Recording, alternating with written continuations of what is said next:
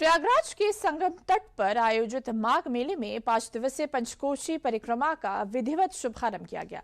श्री पंचदशनाम जूना अखाड़ा और अखिल भारतीय अखाड़ा परिषद की ओर से पंचकोशी परिक्रमा एवं प्रयागराज दर्शन यात्रा की शुरुआत श्री दत्तात्रेय सेवा समिति के शिविर में नारियल फोड़ कर की गई। अखाड़ा परिषद के अध्यक्ष महंत रविंद्रपुरी महाराज और महामंत्री हरिगिरी महाराज के नेतृत्व में बड़ी संख्या में साधु संत संगम तट पहुंचे। यहाँ वैदिक मंत्रोच्चार के बीच तीर्थ पुरोहितों ने विधि विधान से गंगा पूजन किया। गंगा पूजन के दौरान साधु संतों ने मां गंगा, यमुना और अदृश्य सरस्वती से पंचकोशी परिक्रमा और माघ मेले के सकुशल, निर्विघ्न और शांति से संपन्न होने की प्रार्थना की।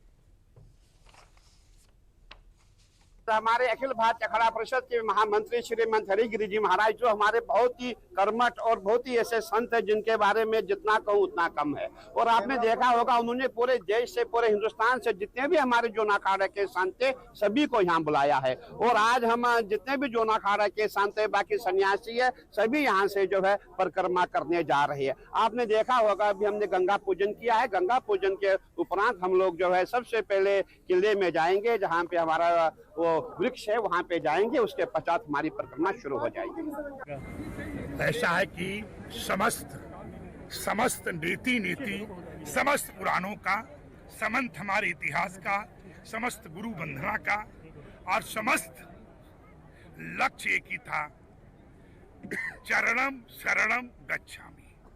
तो त्रिवेणी का चरण में आया गया और इसके शरण में आया गया। और इसका मतलब जो है आचमनी करके शरीर को, मन को अनेक प्रकार की मानसिक समस्त यहाँ क्यों उतना नाम नहीं हो सकता है। देखिए, पंचकोशी यात्रा परिक्रमा बहुत प्राचीन परंपरा रही है, लेकिन बीच के कालखंड में जब इस देश के अंदर आक्रांताओं का उत्पात था उस समय यात्रा रुकी थी।